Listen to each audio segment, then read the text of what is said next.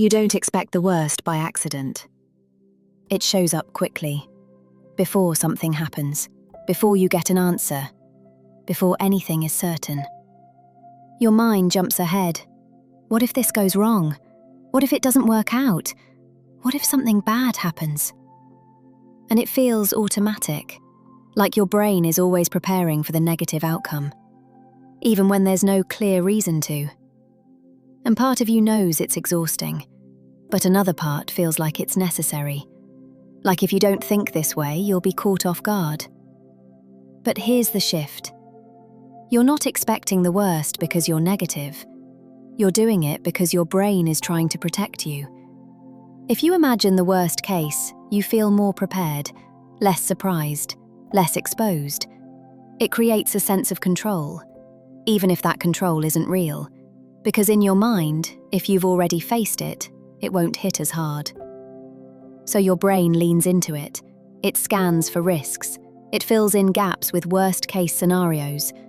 Because uncertainty feels uncomfortable. And this feels like a way to manage it.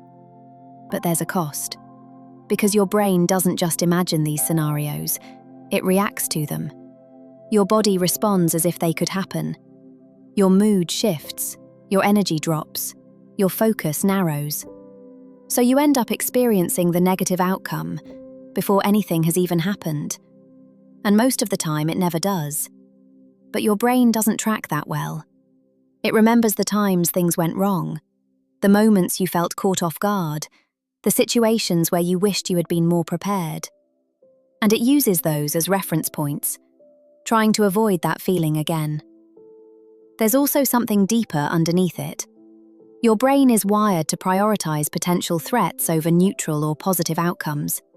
Because from a survival perspective, missing a threat mattered more than missing a reward. So it leans in that direction. Not because it's accurate, but because it's cautious. And when that combines with your experiences, it creates a pattern. Expect the worst, just in case. But the more you follow that pattern, the more it becomes your default. Not something you choose, something that just happens. So the shift isn't about forcing yourself to think positively all the time. That doesn't work. It's about recognizing what your mind is doing, that it's predicting, not predicting accurately, that it's trying to reduce uncertainty, not reflect reality. And once you see that, you can start to create a gap between the thought and what you do with it. You can notice the worst-case scenario without fully stepping into it, without treating it as inevitable. Because most outcomes sit somewhere in the middle.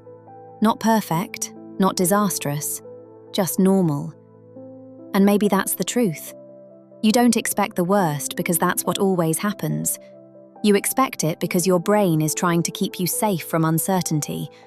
It just leans too far in one direction. And once you recognize that, you don't have to follow it every time. You can let the thought be there, without letting it decide how you feel.